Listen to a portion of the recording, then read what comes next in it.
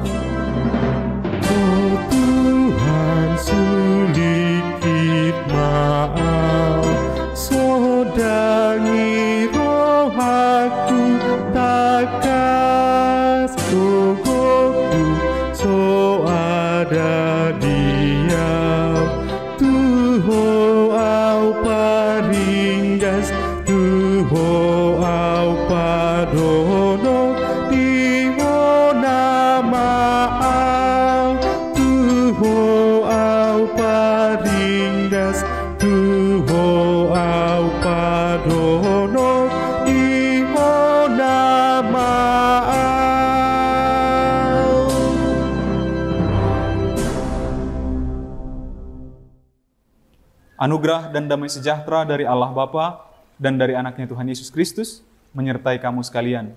Amin. Firman Tuhan untuk kita pada hari ini tertulis dalam kitab 1 Samuel pasal 16 ayat 7. Tetapi berfirmanlah Tuhan kepada Samuel, janganlah pandang parasnya atau perawakannya yang tinggi, sebab aku telah menolaknya. Bukan yang dilihat manusia, yang dilihat Allah. Manusia melihat apa yang di depan mata, tetapi Tuhan melihat hati. Di dalam bahasa Batak dikatakan, alai didok Jehovah matu si Samuel, unak ko mamereng turupana, manang tutongam ni dagingna, ainunga hubolokkon anggo ibana, aidada marguru tu parnidaan ni jolma, yang gojolma rupa do nani idana, alai anggo Jehovah, roha di bagasad do nani idana. Demikian firman Tuhan. Amanginang, kitab ini, ayat ini berbicara tentang pemilihan Raja Daud yang Tuhan lagi-lagi untuk terakhir kalinya memerintahkan Samuel untuk memilih raja atau seseorang untuk menggantikan Raja Saul. Dan cluenya adalah dia adalah seorang anak Isai.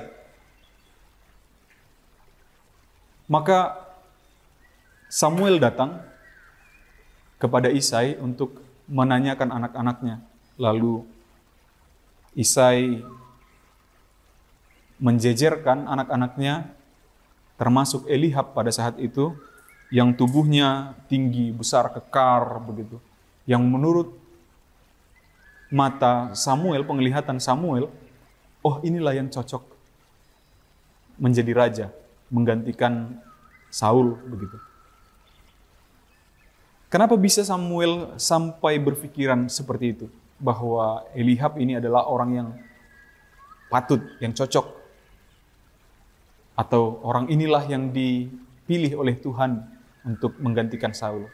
Tentu karena dia mengingat pemilihan Saul yang pertama.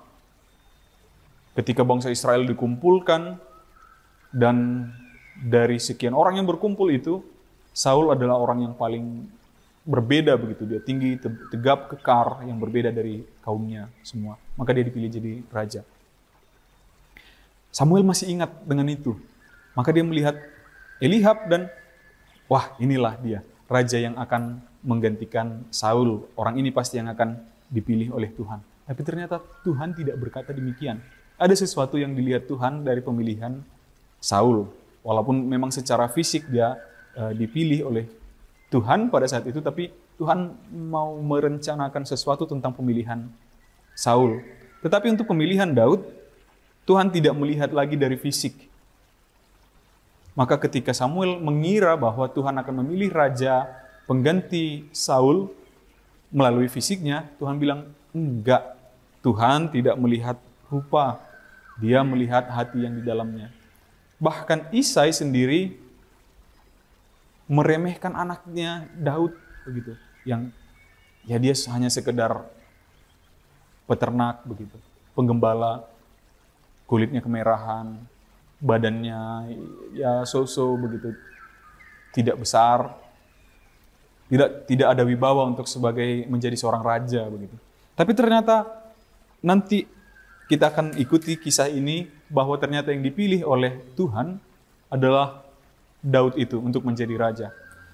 Dan dia yang diutus oleh Tuhan, dia yang diberkati oleh Tuhan. Dia kemudian yang diinginkan atau dikehendaki oleh Tuhan untuk menjadi raja pengganti dari Saul begitu. Dan kita lihat perbedaannya, Bapak Ibu Saudara-saudari.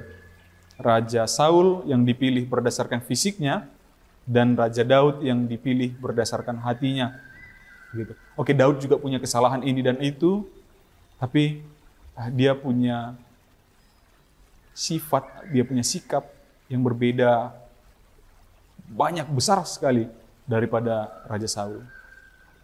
Maka dari sini, Bapak Ibu Saudara-saudari, jemaat yang dikasihi Tuhan, kita juga diajarkan oleh firman ini, kisah pemilihan Raja Daud ini, bahwa kita pun harusnya demikian.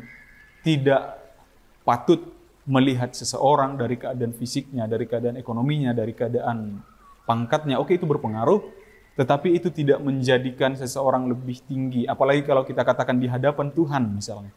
Bahwa kita ini semua adalah setara di hadapan Tuhan. Ini juga adalah salah satu faktor kenapa orang-orang Protestan tidak menganut paham orang-orang suci sebagaimana yang dipahami oleh Katolik mengenai Santa dan Santo, orang-orang kudus, orang-orang suci begitu. Kita menganggap bahwa orang-orang percaya yang berada di dalam persekutuan Kristen adalah orang-orang kudus, bukan orang-orang yang setelah meninggal kemudian dinilai masa hidupnya, lalu ada yang ditentukan untuk menjadi seorang santa, untuk menjadi seorang santo begitu. Tetapi bagi kita semua manusia di hadapan Tuhan adalah sama derajatnya, sama-sama akan dihakimi, sama kasih sayangnya, sama juga murkanya, sama perlindungannya, sama penyertaannya kepada setiap orang. Maka kalau Tuhan pun tidak melihat rupa, maka baiklah kita sebagai umatnya, sebagai anak-anaknya meniru apa yang dilakukan Tuhan, menjadikan kasih kita setara sama kepada setiap orang, mengasihi semua orang dengan sama, sebagaimana mereka adalah ciptaan Tuhan, sebagaimana mereka adalah sesama dari kita yang patut kita kasihi, sebagaimana kita mengasihi diri kita sendiri. Kasihilah sesamamu seperti engkau mengasihi dirimu sendiri. Amin. Kita bersatu dalam doa. Terpujilah Engkau ya Allah Bapa, Tuhan kami yang kami kenal di dalam nama anak-Mu Yesus Kristus. Kami mengucap syukur atas segala anugerah-Mu. Engkau perbolehkan kami melihat satu lagi hari yang indah, yang penuh berkat dari-Mu. Kiranya sepanjang hari ini pun ya Bapa, sebagaimana hari-hari yang telah lampau, Engkau juga sertai kami, bahkan lebih lagi untuk menjalani segala aktivitas kami sepanjang hari ini. Kiranya Engkau berkati kami ya Bapa, kuatkan kami untuk dapat melakukan firman-Mu, untuk dapat mengasihi setiap orang seperti kami mengasihi diri kami sendiri. Terpujilah Engkau ya Bapa, di dalam nama anak-Mu Yesus Kristus. Kami berdoa dan mengucap syukur. Amin. Demikian renungan pagi kita untuk hari ini yang mengenang. Sampai jumpa di hari esok. Selamat beraktivitas. Tuhan memberkati. Horas.